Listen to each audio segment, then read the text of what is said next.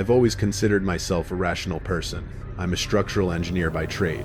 My job revolves around calculations, load limits, and physical laws that don't bend for superstition or imagination. Because of that, I've never believed in ghosts, monsters, or anything paranormal. I hike often, especially during the summer months, and the woods have always been a place of calm for me. Predictable, quiet, logical. What happened 2 years ago shattered that belief completely. That morning started like dozens of others. I arrived at a large woodland preserve just after sunrise, parked my car in the gravel lot, and headed down one of the deeper trails. This forest is massive, with intersecting paths that can take you miles away from civilization if you let them. I usually stick to higher ground, but that day I decided to change things up. I followed a narrow side trail down toward a river. From the main path, you can hear the water long before you ever see it, a constant low sound threading through the trees. The descent was steeper than I expected. The ground was loose, a mix of dry clay pine needles and gravel that slid under my boots as I worked my way down. By the time I reached the riverbed, the atmosphere felt completely different. Up on the main trail, sunlight filtered through the canopy, and the distant hum of traffic occasionally broke through. Down in the gully, the air was colder and stagnant. The river itself was slow and dark, winding through moss-covered rocks like a black ribbon. The only sound was the water gently gurgling against the mud. I walked along the river for about 45 minutes without seeing another person. It was peaceful, in that eerie, isolated way you only get deep in the woods. Then I smelled something that didn't belong. It wasn't decay or wet earth. It was sharp chemical, like bleach mixed with metal. I stopped and scanned the steep tree line beside me. Thick rhododendrons and tangled vines blocked any view of the upper trail. I told myself it was nothing and kept moving. About 100 yards ahead, something caught my eye near the water's edge. At first I thought it was trash, maybe a plastic bag tangled in driftwood, but as I got closer, the shape became more deliberate. It was some kind of shelter, not a normal tent. It looked like it had been built from heavy black tarp stretched over branches and lashed together with electrical wire. It was tucked into a recess in the muddy bank, almost invisible unless you were right next to the river. My first assumption was a homeless encampment. It made sense. People retreat into wooded areas all the time. My instinct was to turn around and leave immediately. But something about the place stopped me. It was too clean. There was no trash, no clothes, no fire pit. The ground in front of the entrance had been smoothed down, the dirt packed hard like it had been swept deliberately. The chemical smell was stronger here. Against my better judgment, I called out, "Hello, anyone home?" My voice echoed unnaturally in the narrow ravine and vanished. There was no response. The tarp flap was open. I leaned forward and peered inside. The interior was larger than I expected. Cardboard lined the ground, layered carefully, and on top of it, arranged with disturbing precision, were rows of personal items. On the left side were driver's licenses. I crouched and picked one up. A woman named Sarah from a state hundreds of miles away. Expired. Beneath it was another. Then another. Different names, ages, and locations. At least 15 of them. On the right side was a neat stack of cell phones. Old flip phones. Cracked smartphones. All powered off. All deliberately placed. That's when my heart started pounding. This wasn't someone trying to survive. This was a collection. A trophy room. I stood up too fast, my head brushing the tarp ceiling and sending cold condensation down my neck. Every logical system in my brain finally aligned on one conclusion: I needed to leave immediately. As I backed out of the shelter, my boot slipped in the mud. I turned toward the riverbank, ready to retrace my steps. And that's when I heard the whistle. It came from behind me, from the direction I had walked earlier. High-pitched, trilling, almost like a bird. But it was wrong. It was too perfect, too clean. Like a recording being played through a speaker. I froze. Then, from further down the river, another whistle answered. Same pitch. Same rhythm. Identical. They weren't two birds. It was the same sound coming from two different places. I realized then that the forest had gone completely silent.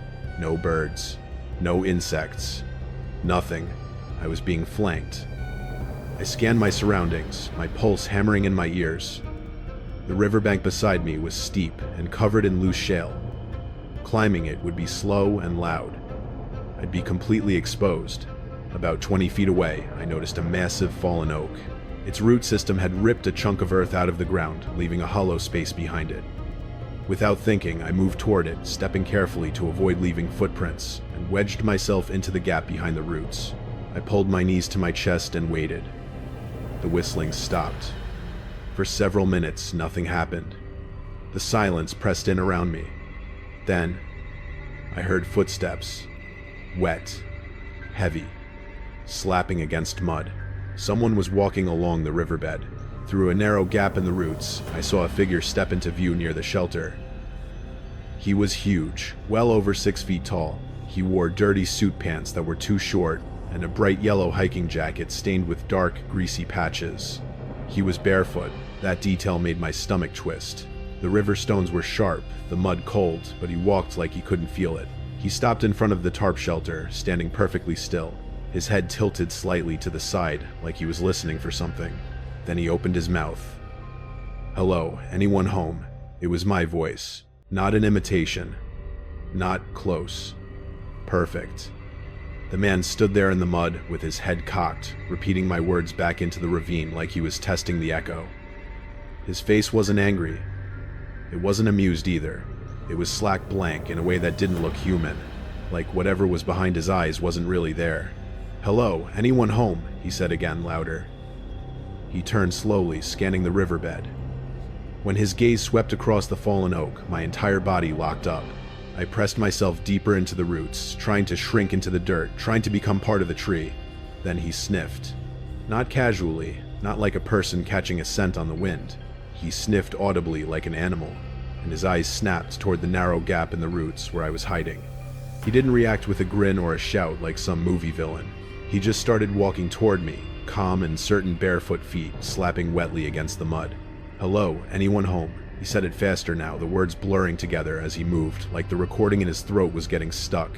"Hello, anyone home? Hello, anyone home?" When he got close enough that I could see the black mud caked under his fingernails, something primal took over.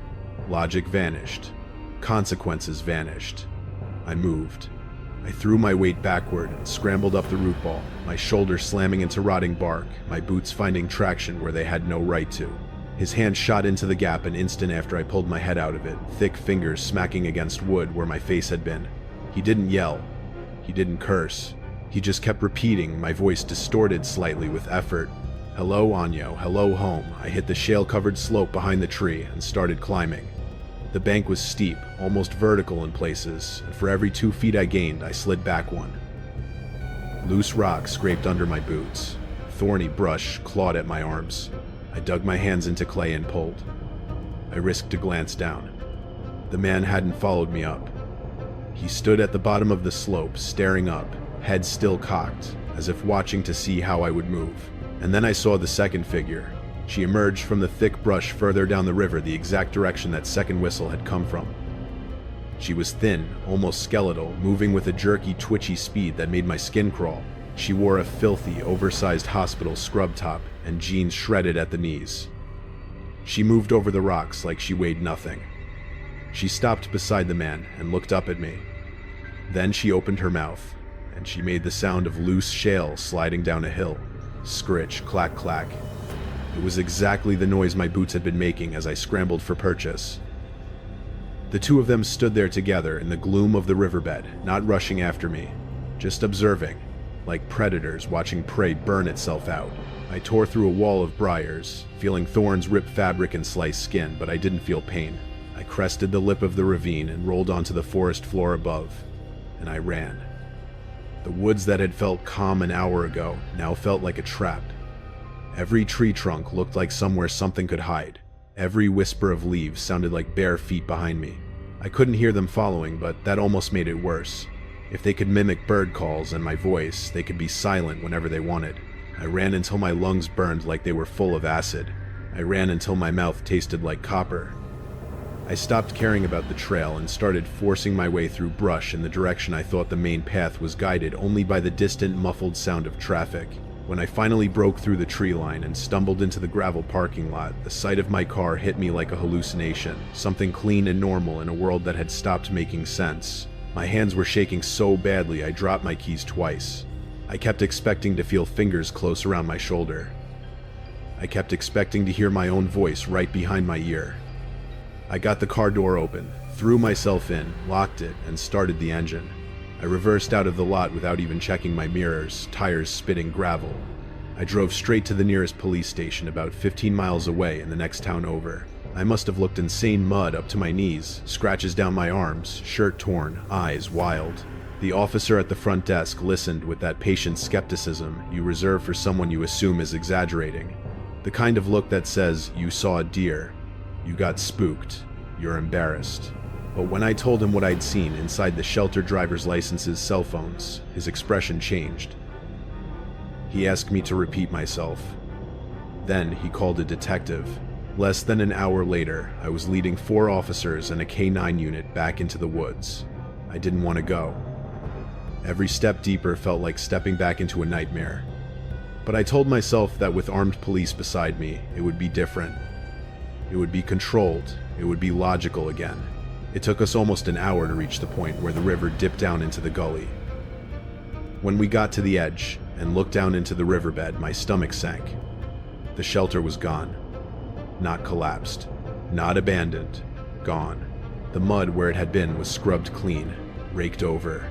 The ground smoothed like someone had erased their own footprints.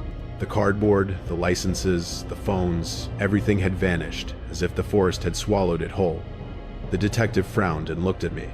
"Are you sure this is the place?" I pointed shakily to the fallen oak, to the root ball. "I'm sure." The dogs started losing their minds. They strained at their leashes, whining and barking at the air near the river. The handler's face tightened.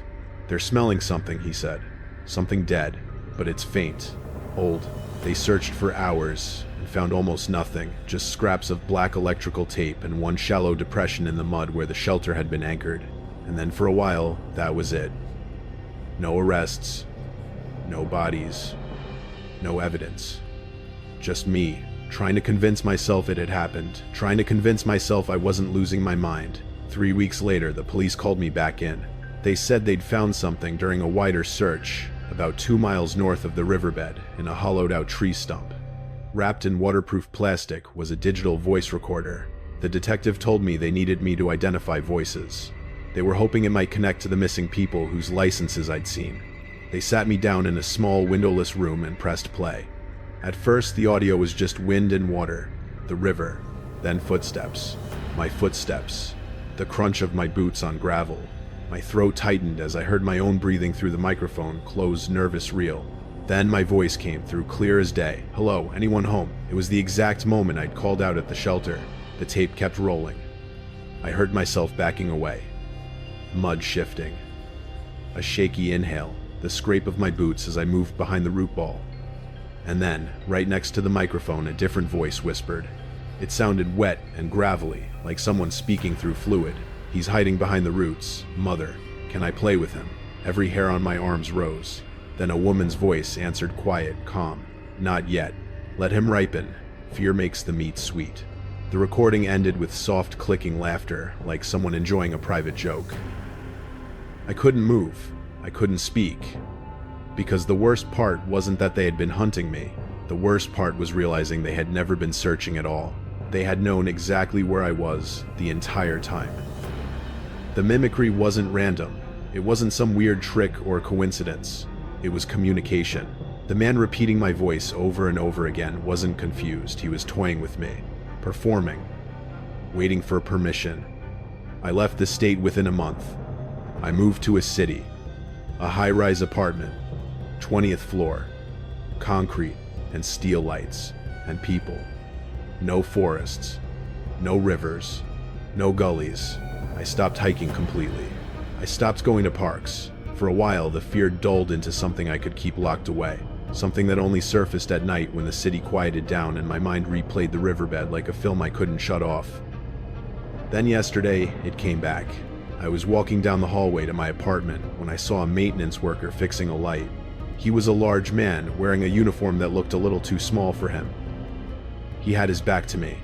I fumbled with my keys. My hands were sweating. They always sweat now when I'm trying to unlock a door. I dropped the keys. They clattered onto the carpet. Before I could pick them up, the man spoke without turning around. "Hello, anyone home?" It was my voice. Not close. Perfect.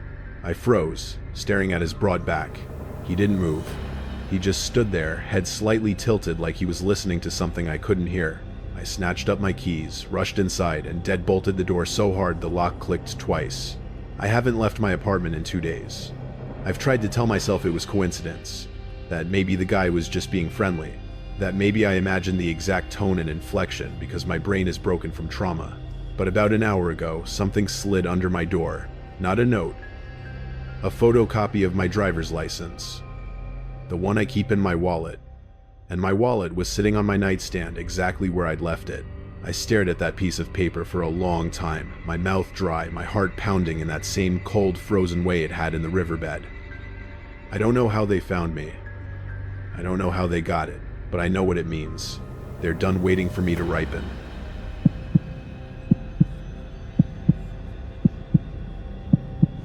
This happened in the summer of 2019, deep in the Cascade foothills of Washington State, a place where cell service disappears quietly, without warning, and the forest feels old enough to remember things. You don't. I've been hiking my entire life. My father was a park ranger, which meant I grew up learning the difference between animal tracks before I learned long division. Because of that, I'm usually the one my friends rely on when they want to do something outdoorsy without actually knowing what they're doing. This trip was supposed to be easy. It was just me, my childhood best friend, Sam, and his new girlfriend, Chloe. Sam has always been confident to the point of recklessness. He believes confidence can replace preparation, and most of the time life had rewarded him for that belief. Chloe was the opposite. She was quiet, observant, and noticeably uneasy from the moment we parked the car.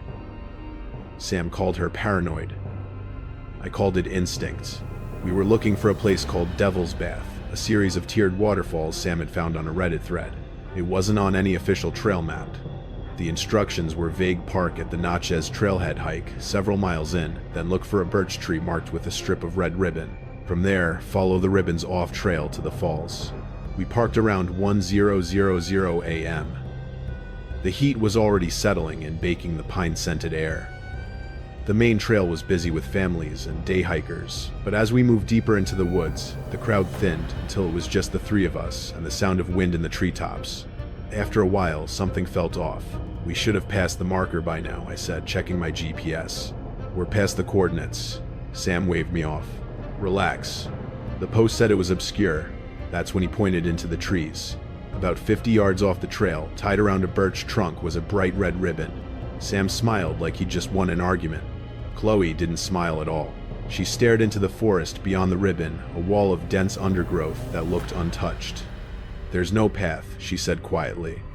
"That's the point," Sam replied, already stepping off the trail. Leaving the trail felt like crossing a line you couldn't uncross. The ground turned soft and uneven. The air felt heavier. Even the forest sounded different, muted like the trees were absorbing noise instead of reflecting it.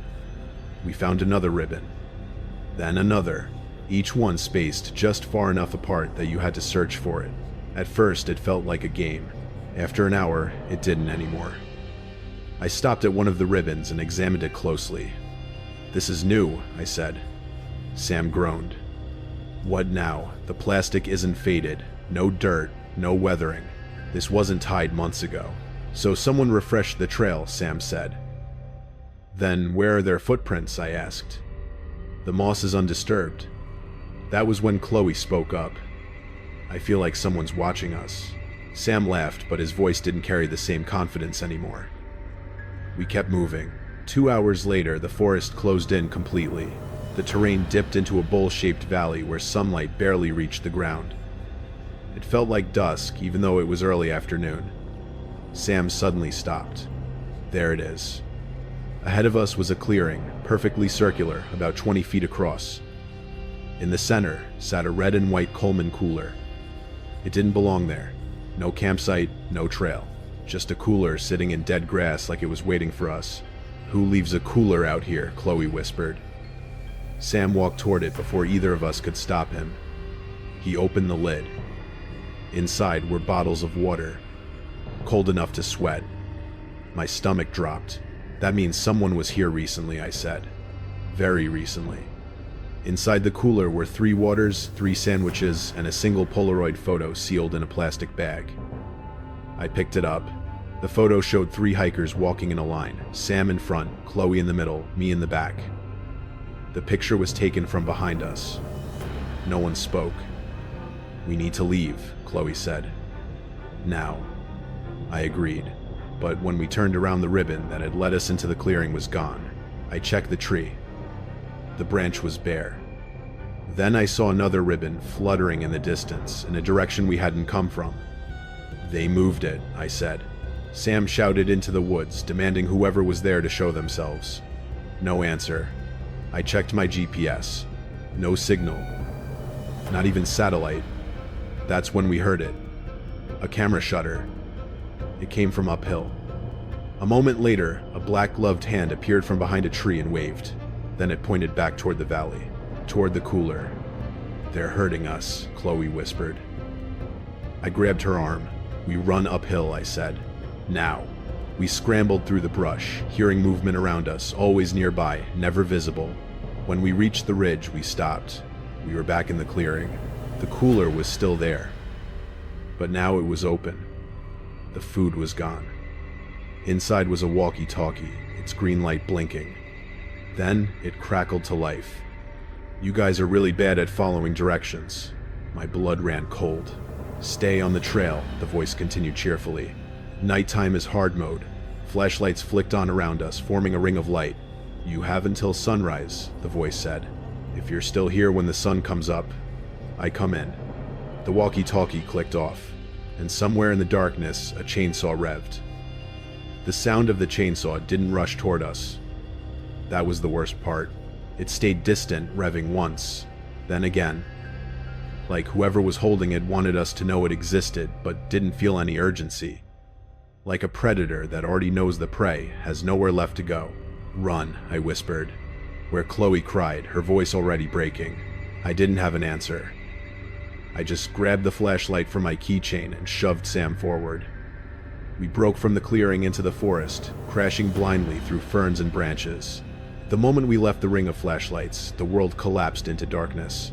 The beam from my flashlight was weak, jittering with every step, barely illuminating more than a few feet ahead. Behind us, the chainsaw revved again, closer this time. "Look for the red," Chloe screamed. He said, "Follow the ribbons." I swung the flashlight wildly, panic narrowing my vision. Then I saw it red plastic tied to a sapling about 30 feet to our right. "There," I yelled. We ran toward it. From there, another ribbon appeared, then another. We were playing his game because we had no choice. The trail he'd laid out was brutal, through thorny underbrush, over rotting logs that collapsed under our weight, across freezing streams that soaked our boots. The chainsaw noise followed, sometimes fading, sometimes roaring back to life.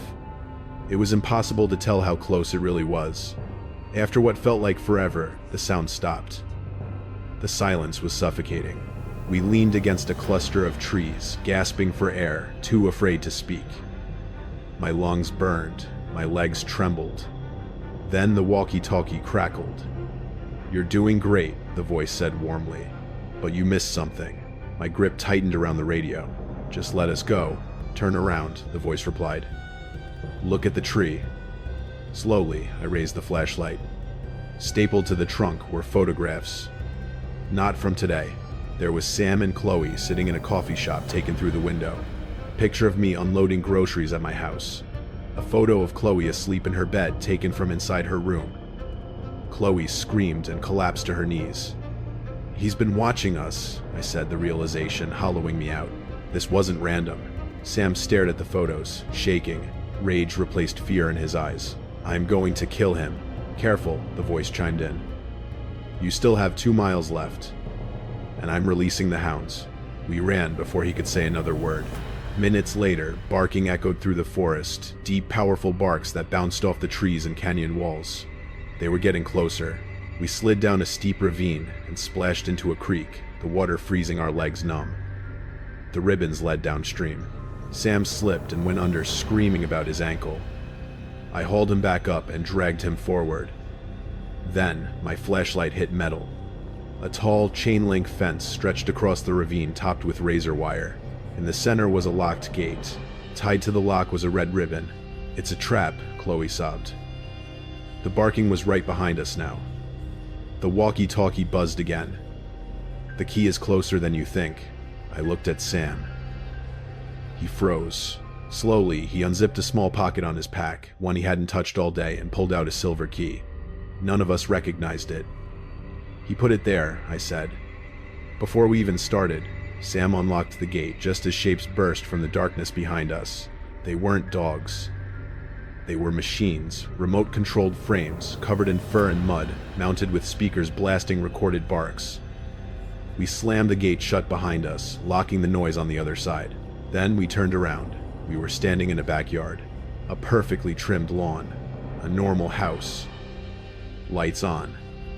Inside the living room, a TV played a live feed of us standing there, soaked, shaking, terrified. A man sat in an armchair, facing the screen, holding a walkie-talkie and a sandwich. "Game over," his voice said. "You win." He never turned around. We ran. The police found the house later, the fence, the speakers, but he was gone. All that remained was the cooler. Inside it, a red ribbon and a note. Season 2 coming soon. I don't hike anymore. And last week I got a photo sent to my phone. It was me sleeping in my new apartment, taken from inside my closet. Underneath it was one word: "Found you."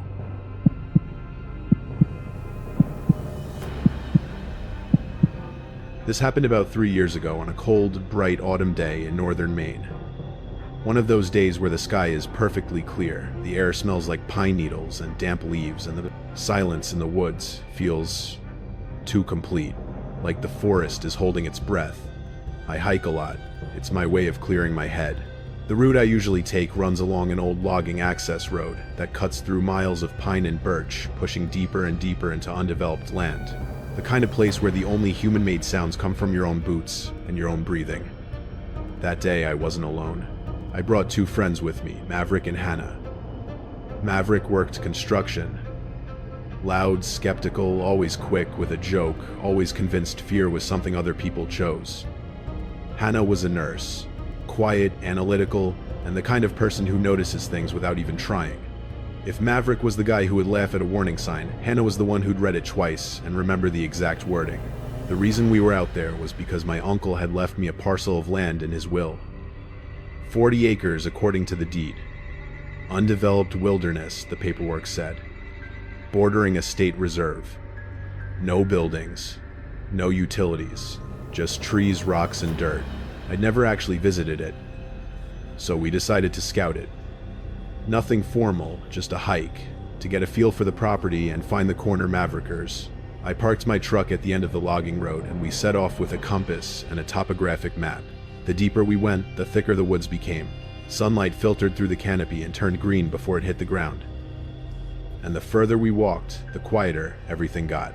The normal background noise of the forest birds, insects, distant movement seemed to fade. It didn't feel peaceful. It felt like something was missing. "You sure this is the right way?" Ben Maverick grumbled after about 2 hours, swatting a branch out of his face. "There's nothing out here but ticks." "The map says the property line starts at the ridge," I told him, pointing to a rise ahead. We find the Mavericker, we confirm where we are, and we head back. Hannah was a few paces behind us, scanning the trees like she expected one of them to move. "Does anyone else feel like the air got heavy?" she asked. Maverick scoffed. "It's called humidity." "No," Hannah said, stopping. "It's like static, like right before a storm, but the sky's clear." I almost dismissed it. Almost. Because the truth was, I felt it too. Not on my skin exactly. More like in my chest. Like pressure you can't swallow down. We crested the ridge, expecting to see more wilderness, endless trees, and uneven terrain. Instead, we looked down into a shallow, bowl-shaped depression in the land, and right in the center of it sat a house. Not a cabin, not a hunting shack. A pristine 2-story white farmhouse with black shutters and a wraparound porch. Like a picture from a real estate brochure. It looked so normal, so suburban, that it felt like someone had picked it up and dropped it into the woods like a prop. There was no driveway. No road. No power lines.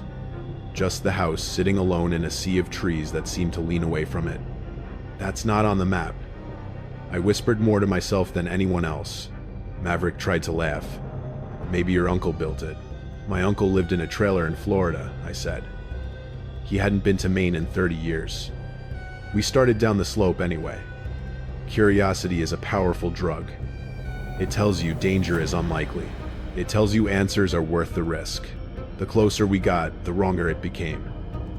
The grass around the house was perfectly trimmed, 2 inches high, vivid green, the kind of lawn that belongs in a quiet neighborhood. But beyond a certain invisible line, the forest took over again, wild, uneven, chaotic. It was like the property existed inside a bubble. The porch boards were polished. Fresh varnish. No dust. No spiderwebs. And if you've ever spent time in deep woods, you know spiderwebs appear fast. This porch looked sterile. "Hello," I called out, standing at the bottom of the steps. My voice didn't echo. It didn't even seem to travel. It felt like the air swallowed it. Maverick climbed the steps first. His confidence had thinned out, but he was still pretending it was there. He knocked 3 sharp raps against a heavy oak door. Nothing. He tried the knob. "It's unlocked." "Maverick, don't," I said. "This is breaking and entering." "It's on your land," he shot back. "If there's a house here, you own it."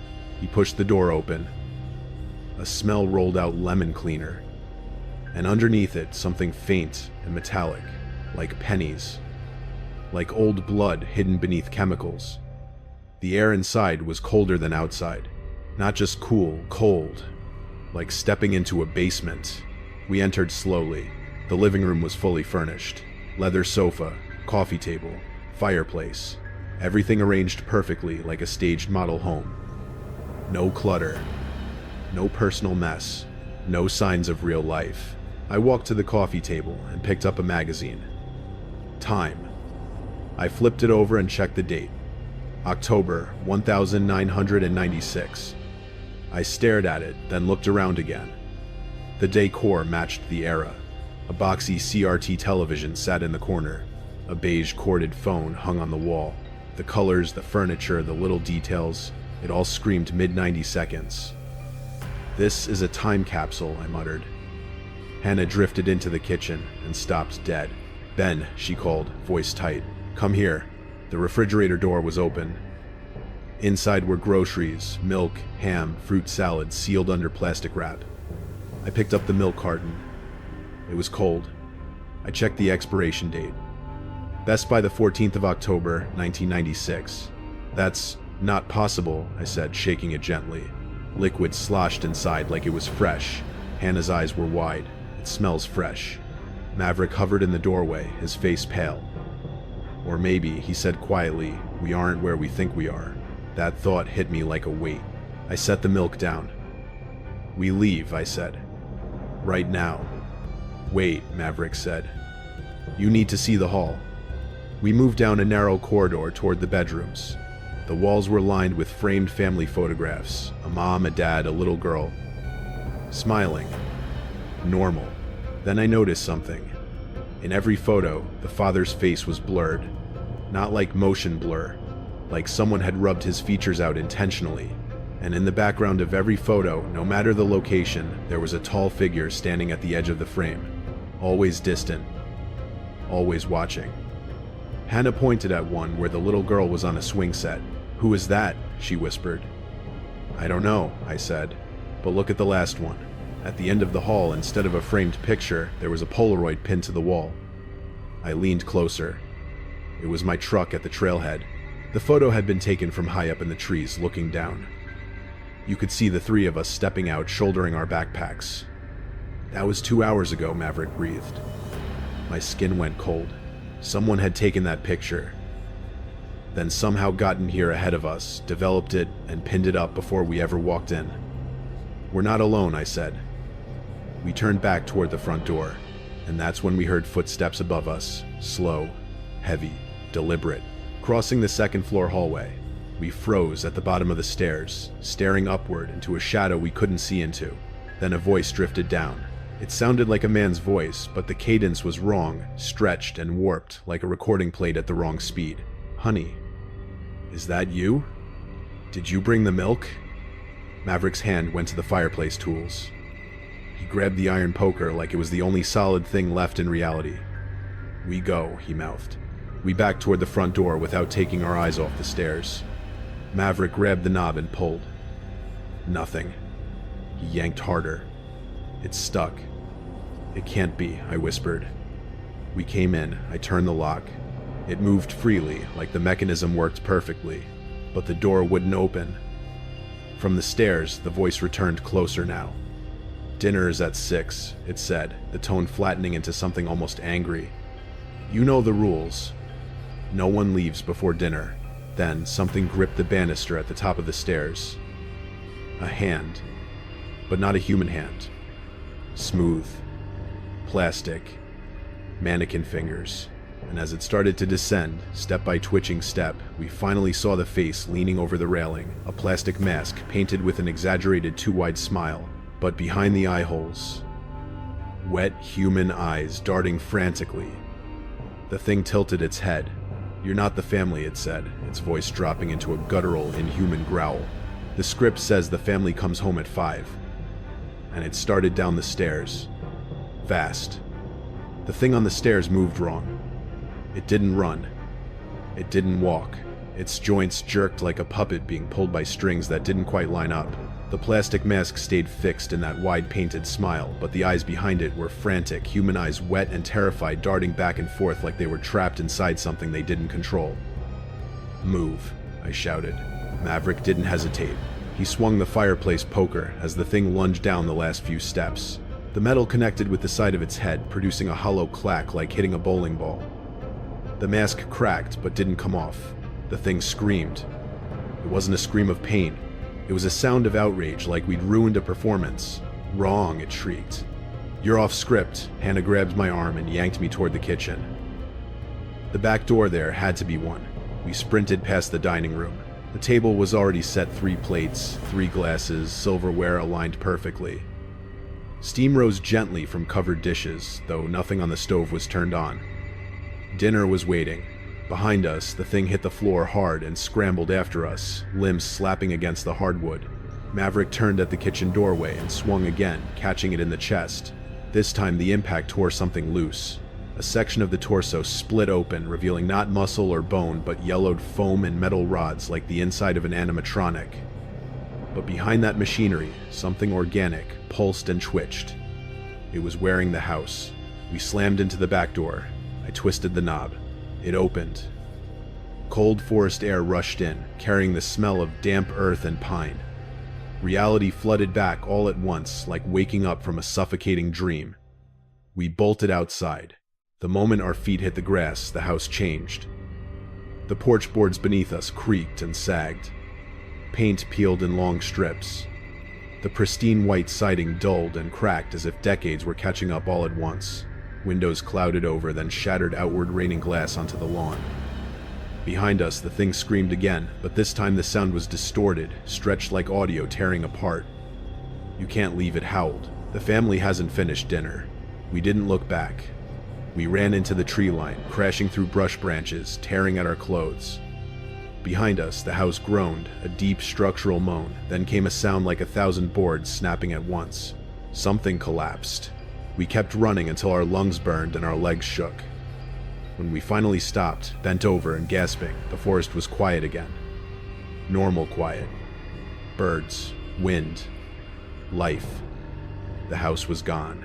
In its place was a shallow depression in the earth, choked with dead leaves and rotting wood fragments. No foundation. No rubble. Just the suggestion that something had once been there, and then wasn't. Maverick dropped to his knees and laughed, a sharp, hysterical sound that bordered on sobbing. "Tell me you saw that," he said. "Tell me I didn't just lose my mind." Hannah didn't answer. She was staring at something in her hand. The Polaroid. She'd torn it off the wall without realizing it. But the image had changed. It showed the 3 of us standing in the clearing where the house had been, backs to the camera, frozen mid-panic. And behind us, barely visible between the trees, was the outline of a farmhouse. Still watching. We didn't hike back calmly. We ran the entire way, stumbling through roots and mud until we burst out onto the logging road and collapsed beside my truck. When we reached civilization, it felt unreal, like stepping into a different dimension. We called the police. They humored us. They searched the coordinates. They found nothing. No structure, no debris, no signs of recent construction. The land records confirmed what I already knew. The parcel had never had a building registered on it, not in the last 100 years. Maverick quit construction and moved south. He doesn't hike anymore. We barely talk. Hannah transferred hospitals a month later. Before she left, she told me something she'd noticed that day, something she hadn't said out loud. The photos, she said. The little girl never aged. Same clothes, same smile, same height in every picture. I sold the land, or tried to. No buyers were interested. The listing expired twice. One realtor quietly suggested I stop pushing it, said some properties fight back. I thought it was over, until last week. I came home to my apartment and found my front door unlocked. Nothing was missing. But on my kitchen table was a single item, a Polaroid photograph.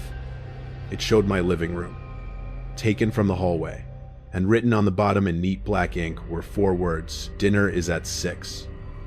I don't live there anymore, but sometimes late at night I swear I can smell lemon cleaner in the air. And underneath it, something metallic, like pennies, like old blood.